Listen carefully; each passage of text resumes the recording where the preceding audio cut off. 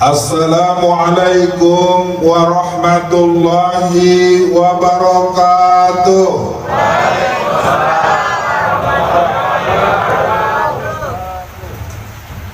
Alhamdulillah. Alhamdulillahi binikmatil iman wal islam wa arsadana bihidayatil Qur'an wa yaj'alana insya'allah minal mu'tiina as-salihina ila yaumil qiyamah. Ashhadu an la ilaha illallah wa ashhadu anna Muhammadan abduhu wa rasuluh. Allahumma sholli ala Muhammad wa ala ali Muhammad. Pastinya pada malam ini para jamaah secara umum belum kerap melihat saya di hadapan para jamaah di atas panggung.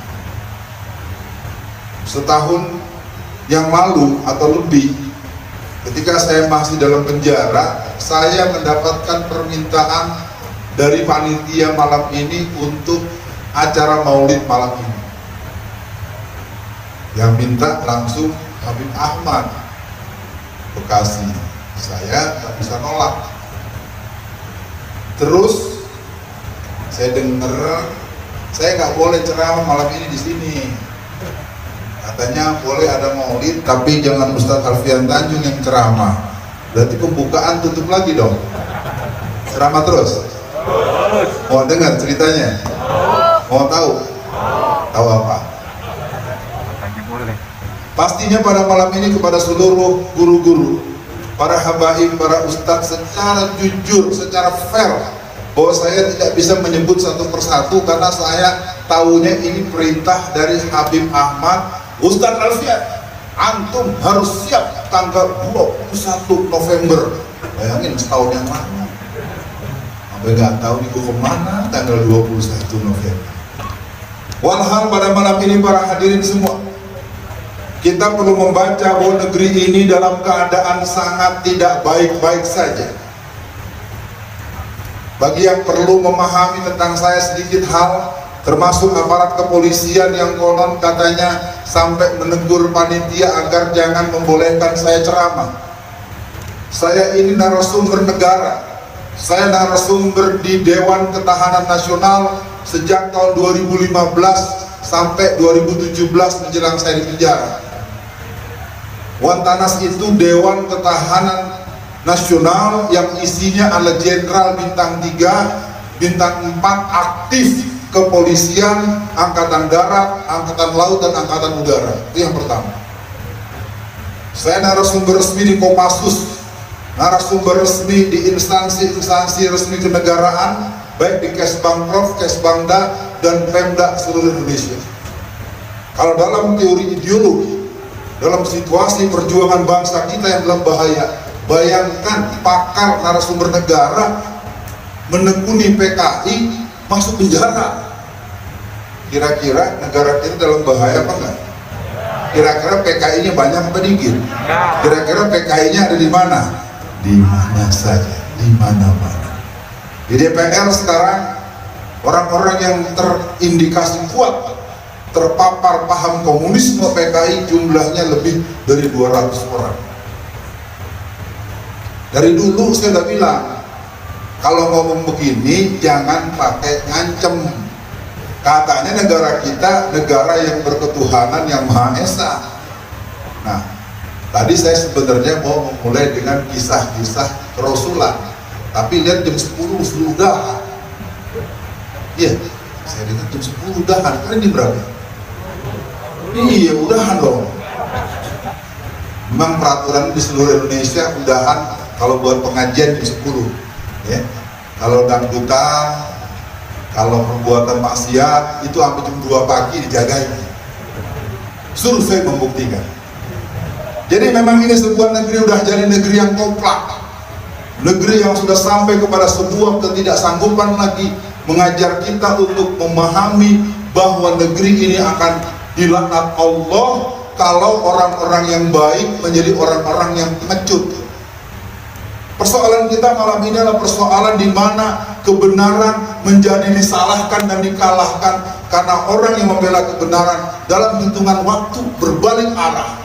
Maka kita mohon kepada Allah, Imam besar Habib Rizik Syihab senantiasa sehat dan siap memimpin umat Islam. Takbir! Karena pada malam ini saya akan mencoba mengulas sistematika gerakan kebangkitan PKI. Paling tidak sebagai orang yang menekuni gerakan ini selama 30 tahun dengan semangat misi kerasulan, bagaimana Rasul mengajarkan kepada kita komitmen pembelaan para kebenaran dengan cara yang benar untuk tegaknya kebenaran. Kita tidak bisa memungkiri bahwa hari ini negeri kita dalam cengkeraman 2 salib dan 1 palu arit. Gerakan ini telah berjalan dengan komitmen kerja mereka, wallazina kafaru ba'duhum awliya'u ba'd. Maka pada malam ini kita mau coba tanya, sudah ratusan bahkan sudah ribuan menurut data resmi yang saya dapat, bahwa yang namanya TNI dan Polri yang dibunuh oleh OPM, tetapi mereka bukan bertempur ke sana, bukan bertempur ke medan tempur, tapi bertempur ke Petamburan. Tank baja, pasukan khusus, gabungan angkatan udara, angkatan laut, angkatan darat, pasukan terlatih khusus, tahu-tahu ngetrek di depan Petamburan 3 pakai sirine. Ternyata yang mimpinnya memang Jenderal Bintang 2 Salim. Jadi perlu dipahami para jamaah, pengalaman saya sejak saya ditangkap pertama kali, ditahan tanggal 30 bulan Mei tahun 2017. Saya kasih tahu sebabnya saya berceramah yang berjudul Bahaya Penjajahan Cina. Banyak yang nggak tahu bahwa itu sebabnya bukan saya ngomong yang lain-lain. Kalau yang lain-lain itu alat untuk agar masyarakat nggak mempertanyakan. Buktinya kasus saya ditutup, dan kasus yang kedua pun saya dinyatakan tidak melanggar pasal yang disangkakan. Jadi malam ini pesan penting yang ingin saya sampaikan adalah, kalau sampai nanti undang-undang HIP disahkan, maka negara kita akan jadi negara komunis secara de facto dan de jure. Kalau hari ini negara kita sudah menjadi negara komunis secara de facto, ya, saya selalu bilang pada siapapun, mau ngomong jelas, mau debat, mau bicara terbuka, mau bicara tos-tosan, mau bicara belak-belakan, syaratnya 2. Jangan pakai pasal, jangan pakai fisik. Karena hari ini kaum PKI betul-betul bergembira ria. Kita semua tidak bisa menutupi bagaimana kerjasama antara Front Pembela Islam di Aceh sejak tsunami Aceh tahun 2004 sampai awal 2006. Lebih dari 100.000 mayat-mayat itu yang mengangkat langsung Habib Rizik, langsung yang turun membawa sekitar 100.000 mayat-mayat yang diangkat dari berbagai tempat-tempat yang sulit. Dan sementara oleh SAR cuma 75 ribuan, oleh PMI cuma sekitar 50 atau sekitar 2 sampai 30 ribuan orang saja. Dan itu kerjasama antara FPI, Front Pembela Islam, dengan tentara. Berbagai peristiwa bencana alam, berbagai peristiwa bencana yang cukup terakhir ada di Irian, atau berbagai kejadian-kejadian di mana-mana, tentara kerjasama dengan FPI. Kok tahu-tahu Kang Dudung teh minta FPI dibubarkan? Kang Dudung ada apa ya Kang Dudung? Kok tahu-tahu Kang Dudung ngamuk-ngamuk? Ya, nanti kalau ketemu saya mau tanya, karena saya termasuk staf ahli dalam kajian intelijen ideologi komunis, baik di Angkatan Darat maupun di pusat-pusat kajian militer. Ini ada yang aneh. Jadi kepada semua jamaah yang mendengarkan ceramah pada malam ini, saya ingin mengatakan bahwa gerakan PKI sekarang sudah sampai kepada tingkat persiapan. Kalau sampai undang-undang HIP disahkan, maka nanti acara seperti ini akan dibubarkan oleh laskar titik-titik yang akan menyerbu ke tempat kita. Siap melawan mereka? Siap ganyang PKI? Takbir! Jadi malam ini adalah malam-malam penentuan untuk sejarah kita setahun ke depan. Kalau selama ini tiap malam disahkan, kemarin disahkan undang-undang Omnibus Law, itu undang-undang yang paling hebat di seluruh dunia. Jadi kalau jamaah belum tahu, undang-undang Omnibus Law itu adalah undang-undang yang paling jempolan. Belum ada di seluruh dunia, ada pemerintah sebuah negara bikin undang-undang yang tujuannya untuk menyengsarakan rakyatnya. Itulah Indonesia kita hari ini. Saya sendiri orang yang banyak terlibat di kampus mikir, kok bisa ya pemerintah kita melahirkan undang-undang yang kayak begini. Pembelaan gak keru-keruan, apalagi pasal 5A melanjutkan semua pasal 6. Di pasalnya ada pasal 5 tapi nggak ada A-nya. Itu yang ditandatangani oleh Bapak Presiden pada tanggal 2 November. Undang-undang secara resmi, berita acaranya ditandatangani, tetapi undang-undang tersebut ternyata undang-undang yang masih cacat. Pasal 5 nggak ada A-nya, tapi di pasal 6 ada keterangan berdasarkan pasal 5 butir A. Sangat mengerikan. Dulu awalnya 1028 halaman, kemudian 906 halaman, kemudian 1056 halaman, kemudian 815 halaman, kemudian tinggal naik lagi 1185 halaman. Gak ngerti ini kotak bungkus kue apa undang-undang. Karena menurut ahli tata negara, proses hukum yang membuat hasil undang-undang seperti itu tidak boleh seperti kita kayak bikin kotak apa bungkus kacang goreng. Dan ini persoalan serius. Mulai dirasakan beberapa perusahaan-perusahaan daerah-daerah, investor-investor asing sudah mulai menarik uang mereka. Dan keadaan ini sebetulnya sangat mencekam. Tahu-tahu Habib Rizik pulang. Nggak mungkin pulang, pengikutnya nggak ada. Dia bukan orang suci, paling 5.000 doang orang yang nyambut.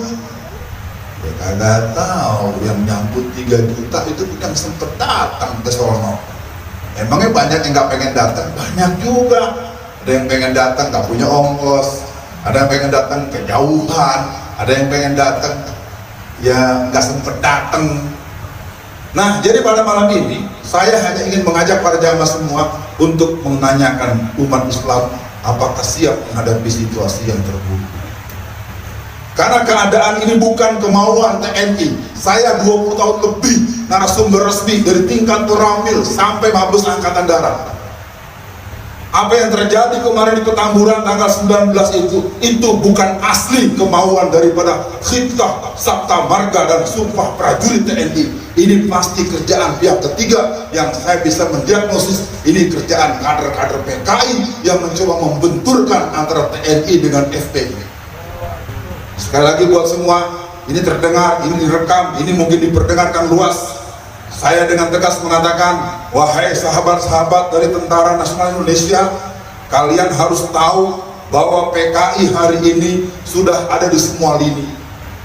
Formula gerakan mereka selalu membenturkan potensi yang bisa mengalahkan mereka. Dan kita umat Islam sebaiknya memang tunggu komando dari imam besar, tunggu komando dari ulama dan para pemimpin-pemimpin umat. Jangan sembarangan, tapi saya senang juga sih di Kerawang. Lihat dong di Kerawang. Oh, sembarangan dikejar anak-anak. Wah, makanya kita mesti siap-siap. Makanya kemarin tuh ada orang-orang yang pada petang-tang, peteng-teng, bakar-bakarin apa poster imam kita. Kalau saya usul buat para jamaah, sebaiknya videonya direkam utuh, dan nonton bareng-bareng, kita bikin layar lebar sambil kita ketarain. Ternyata tetangga gua kan parkir nih. Ini ternyata ini tukang nagihin dari dealer nih. Nah, saya harap ini dilakukan supaya kita bisa balas. Jangan dia terus-terusan mempermalukan kita, menghina kita, dan saya anggap omongan-omongannya sudah sangat tidak enak didengar. Maka mereka bilang, bantai Habib Rizik, bunuh Habib Rizik. Waduh, kalau deket sama gua, walaupun gua nggak jago-jago banget, paling gua tonjok juga mungkin bocah. Ya, tapi kalau ada yang lebih jago, lawan lagi biar bimbang gitu. Ya, mungkin semua belum pada kenal ya dengan saya dengan baik. Saya ini Alfian, dikenal Alfian Tanjung. Masa kecil saya Petamburan Gang 1. Ya, Habib Rizik Gang 3. Ketika saya pindah ke Tangerang, saya di Jalan Sawo, Habib Rizik di Jalan Labu. Jadi kita ini sebenarnya dari kecil ini walaupun nggak deket-deket banget, tapi Allah takdirkan kemarin saya kebetulan pulang dari penjaraan bisa mampir ke Mekah tanggal 23 bulan Desember 2019. Datang itu dari Cirebon, datang itu dari Sulawesi, ada berapa puluh orang. Pas asar bubar semua, yang lain boleh pulang kecuali Ustadz Alfian Tanjung kagak boleh pulang. Bakalan lama dan ini benar juga 6 jam ngobrol. Ya, nggak semua obrolan disampaikan di sini. Saya cuma mau kasih tahu, saya diamanatkan terus oleh beliau agar terus menekuni gerakan PKI. Karena kaum PKI hari ini sedang selangkah lagi, Undang-Undang HIP disahkan, Undang-Undang BPIP disahkan, maka negara kita akan berubah menjadi negara yang berhaluan komunis secara de facto dan de jure. Sebenarnya pembahasan ini tidak terlalu istimewa, cuma kalau udah kejadian kita akan bermasalah seperti di Angola. Di Angola itu sejak awal tahun 2017 pemerintah Angola yang sebuah negara yang ada di Afrika itu membuat peraturan tidak boleh sholat di masjid manapun juga, padahal warga Angola 90% muslim. Jadi kita jangan suka bilang, oh Ustaz gak mungkin Ustaz, kita ini menurut data statistik terakhir cuma 87,21%. Itu pun statistik tahun 2010, nggak tahu kalau sekarang. Jadi gerakan PKI, gerakan Kristen, gerakan-gerakan yang ingin menghancurkan umat Islam ini sebenarnya sudah tanpa eksis. Ya, contohnya kelompok Kristen itu punya Brigade Yesus, Laskar Kristus, Laskar Bunda Maria, pasukan Kelawar Hitam, pasukan Super Ninja, pasukan Paulus. Nah, yang jadi persoalan adalah kaum muslimin hari ini menjadi umat yang kelihatannya harus diingatkan. Ada ayat mengingatkan tahsabuhum jami'a wa qulubuhum shatta. Kau lihat mereka seolah-olah bersatu, padahal hati mereka terpecah belah. Jadi pada malam ini, kepada siapapun yang mendengarkan penyampaian ceramah saya yang tidak mungkin saya panjangkan, saya ingin mengatakan bahwa gerakan Partai Komunis Indonesia bersemayam di semua lini. Mereka seperti kanker, mereka seperti virus, mereka sudah sampai di titik stadium 4. Terus terang saja, saya mengatakan dengan keringat dingin di belakang punggung saya, karena kita kayaknya belum terlalu siap. Mereka sudah siapkan pasukan Cina yang datang sejak 2011 sampai sekarang ini jumlahnya nggak terdeteksi. Apalagi kemarin yang ke Petamburan itu di atas panser itu ada seorang perempuan Cina yang ada di atas panser itu, pakai baju merah kotak-kotak. Ngeri kalau saya lihat. Bayangkan, tentara khusus, pasukan khusus, bentukan gabungan angkatan darat, angkatan laut, angkatan udara, di atas pansernya itu ada seorang cewek, jelas Cina. Cewek Cina pakai baju, bukan pakai baju seragam tentara, pakai baju biasa, tapi tidak bisa dihindari dia Cina. Ya, kalau nanti lihat videonya atau lihat fotonya, ini ada apa? Ngegertak di Petamburan pakai tentara khusus gabungan, plus cewek ikut, perempuan satu tuh, si Cina. Dari mana si itu? Artinya pada malam ini ingin saya katakan bahwa yang namanya kelompok-kelompok Cina ini sudah tidak nganggap lagi gerakan-gerakan yang mengarah kepada proses penghancuran nama baik, penghancuran pusat-pusat yang berhubungan dengan kegiatan muslim maupun pribumi ini hampir diduga kuat adalah kerjaan orang-orang Cina. Kasus saya misalnya, saya tanggal 16 bulan Agustus tahun 2017 dinyatakan bebas dan boleh pulang. Teman-teman polisi yang lanjut sering ke masjid, sering ngobrol bareng, bisikin saya, Ustadz udah boleh pulang karena eksepsinya diterima. Apa kata mereka? Kata kawan dari aparat polisi, tapi orang-orang Cina juga pengen Ustadz pulang. Nggak mau kalau Ci Alfian gak di penjara. Ya, jadi orang-orang Cina ini sangat tidak menginginkan adanya tokoh-tokoh Islam yang menyadarkan kaum muslimin agar jangan lengah, karena sampai hari ini mereka sudah memiliki sertifikat tanah puluhan sampai ratusan juta hektar. Mereka menurut catatan yang sempat saya lansir pada ceramah saya pada tanggal 27 Februari tahun 2017, mereka sudah memegang sekitar 70 sampai 72% sertifikat tanah yang ada dalam genggaman mereka.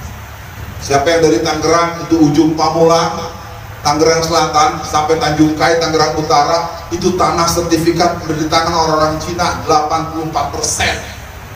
Kalau yang dari Ponorogo sudah 75%, yang dari Majalengka sudah 68%. Jangan marah pada mereka, karena tak lepasnya tanah-tanah itu karena calon-calonnya banyak adalah oknum-oknum kita yang katanya aktivis dakwah, yang ketua RT, ustadz-ustadz di kampung, kagak ketahuan kerjanya rumahnya kayak istana, ternyata jadi calon tanah.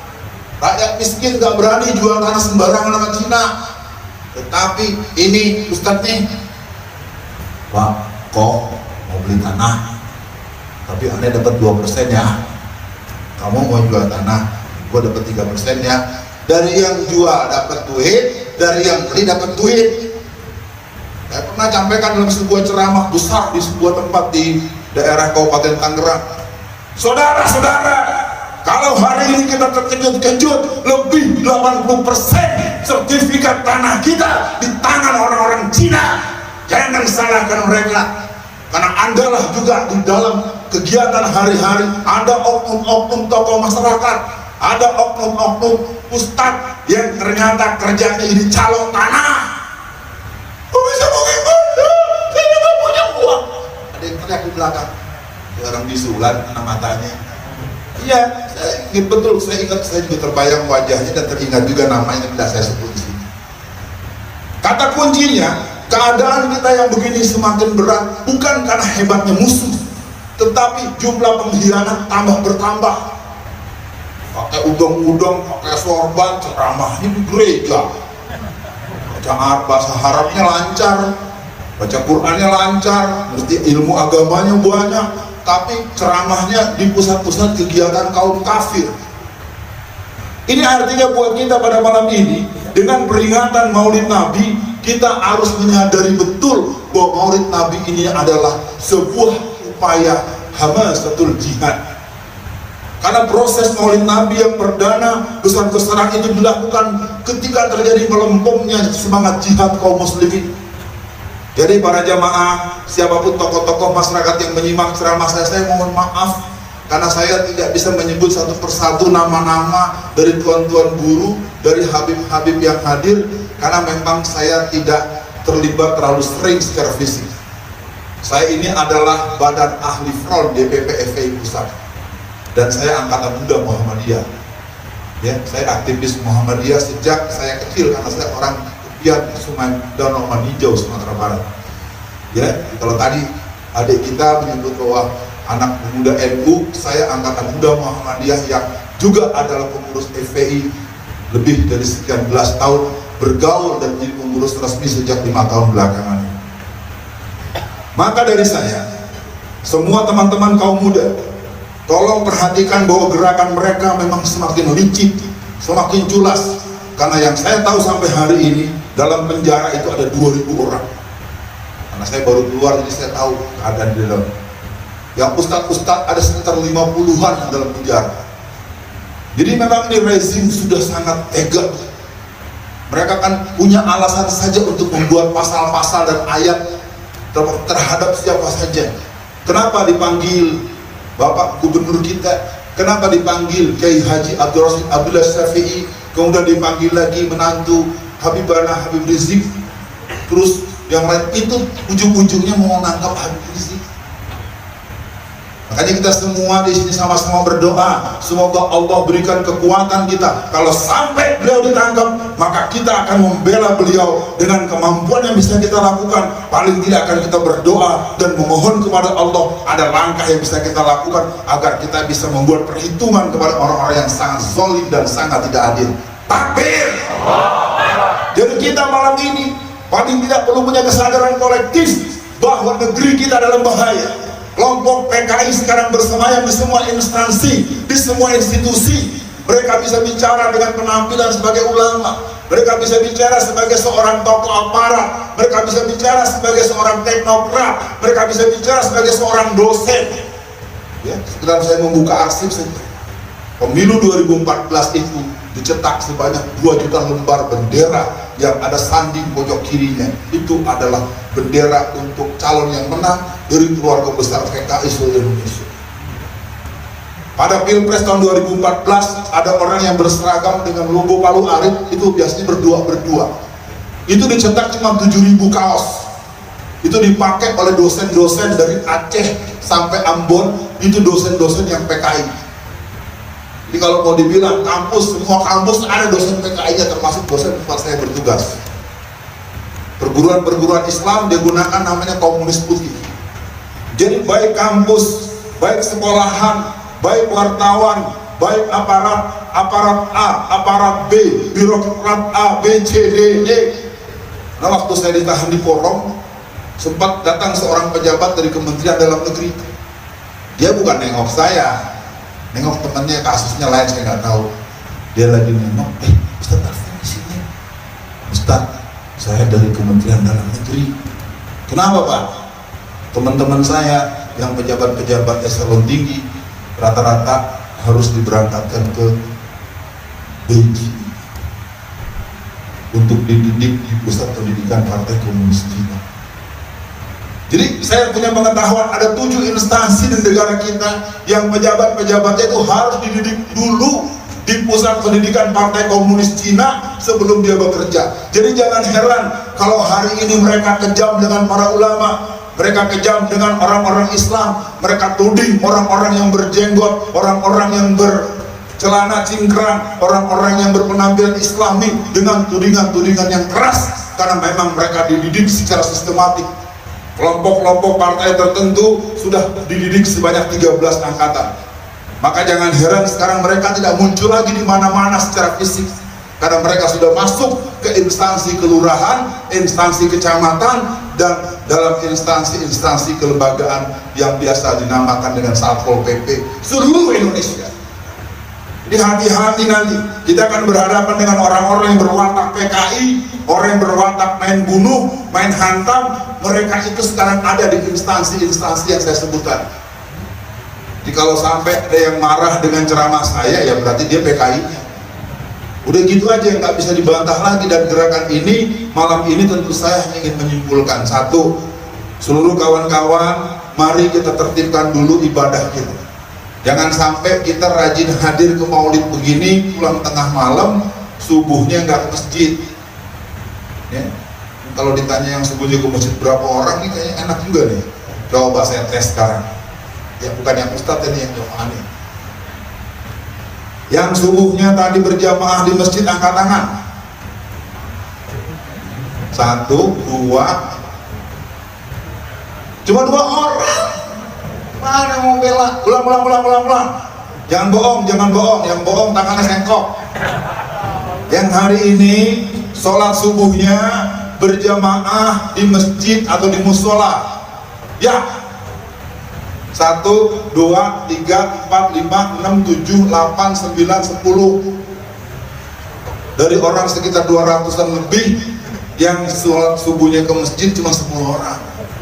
Ente gimana mau jihad lawan mata yang gak bisa? Hati-hati nih buat semuanya. Saya pikir pertanyaan saya ini bukan sekedar iseng-iseng, karena kondisinya sekarang sangat serius. Latihan bersenjata dari kaum salib, latihan bersenjata dari kaum Syiah, latihan bersenjata dari kaum-kaum yang lain, begitu dibiarkan. Sementara kita belum ngapa-ngapain, udah disangka-sangkain terus. Sampai saya komplain, kenapa Anda kalau yang Kristen nggak pernah disoal? Ya nggak ada jawaban para jamaah. Maka dengan ini, dari saya pada malam ini hanya ingin mengajak, semoga peringatan Maulid malam ini walaupun tidak sesemarak tahun-tahun sebelumnya, waktu-waktu sebelumnya, semoga kecintaan kita kepada Rasulullah tetap tumbuh dengan subur di hati kita. Kenapa? Karena Rasul mengingatkan, qala Rasulullah SAW, la yu'min ahadukum hatta ahabba ilaihi wa waladihi wan nasi ajma'in.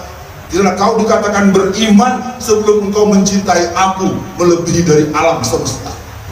Jadi kalau ada orang tidak mencintai Rasulullah, sesungguhnya batal syahadatnya. Orang tidak mencintai Rasulullah, tidak mencintai zuriatul Rasul, maka dia punya persoalan.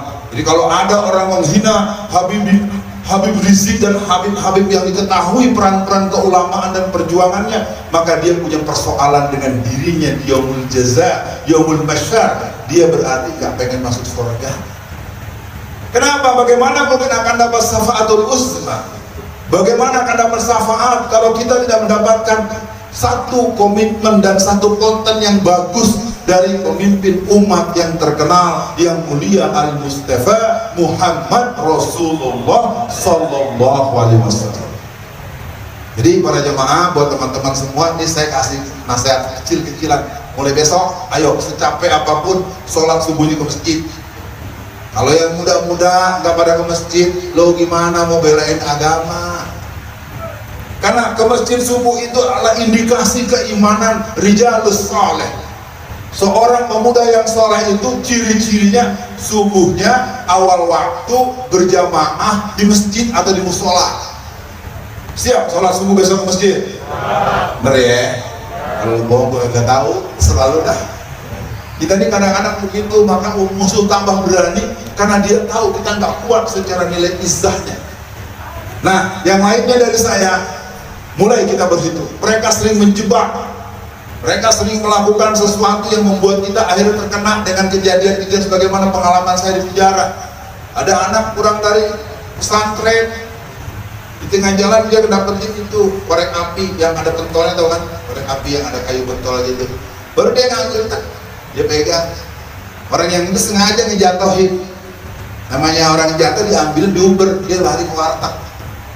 Mas, ini jatuh, baru nanti langsung diborgol sama polisi. Jadi rupanya yang tadi ngejatuhin sengaja buat dapat mangsa, akhirnya kita ketangkep. Kalau mau bebas harus bayar sekian puluh juta. Ya, jadi si ini anak yang tadi itu dapat rata-rata 5 juta satu orang. Ya, sekali lagi saya ngomong begini bukan saya ngarang-ngarang, bukan saya sok memprovokasi. Ini pengalaman langsung saya dalam penjara, keadaan seperti itu. Nah, sebagai penutup, semoga acara kita pada Maulid yang akan datang akan kembali normal seperti biasa.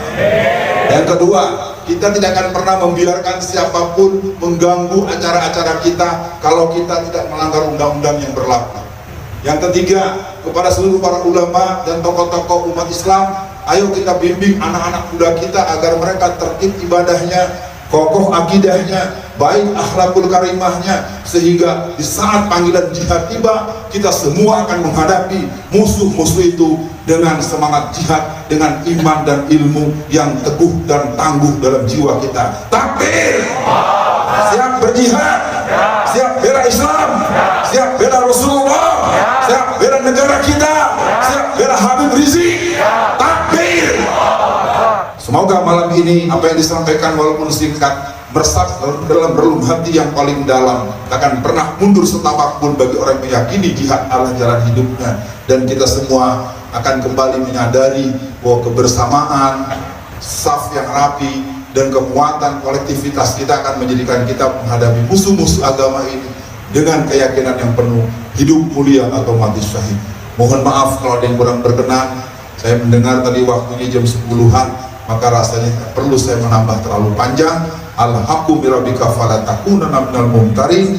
Assalamualaikum warahmatullahi wabarakatuh.